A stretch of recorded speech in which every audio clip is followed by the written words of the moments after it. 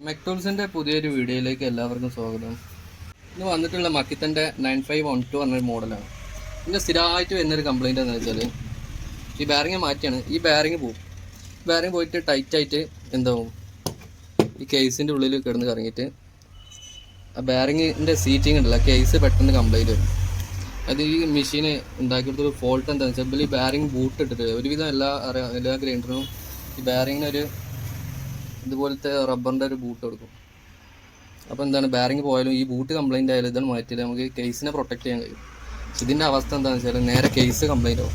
അപ്പോൾ എന്താ വെച്ചാൽ പുതിയ ബാരിങ് ഇട്ടാലും ഇത് ഷെയ്ക്ക് വരും ആർമിച്ചറിന്. ഈ ഹോള് വലുതായിട്ട് വീണ്ടും ആർമിച്ചറും ഫീൽഡും വരുത്തിയിട്ട് ഹീറ്റ് ആവാനും പ്രോപ്പർ വർക്കിംഗ് ആവില്ല. അപ്പോൾ ഈ മക്കിത്തൻ്റെ ഒരു ഫോൾട്ട്. അപ്പോൾ ഈ മെഷീൻ എടുക്കുന്നത് ശ്രദ്ധിക്കുക, ഇതിന് കൂടുതൽ ഈ കംപ്ലൈൻറ്റ് വരും. പക്ഷെ മക്കിത്തൻ്റെ 9553 ഒക്കെ ആ മോഡലൊന്നും വിഷയമില്ല, അതിനൊക്കെ ഈ ബൂട്ട് കൊടുത്തിട്ടുണ്ട്.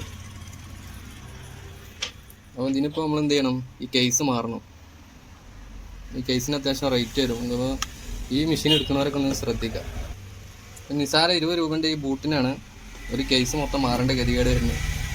അപ്പോൾ മക്കിത്തൻ്റെ മോഡൽ മെഷീനുകൾ സെലക്ട് ചെയ്യുമ്പോൾ ഇത് എടുക്കാതിരിക്കുക മാക്സിമം.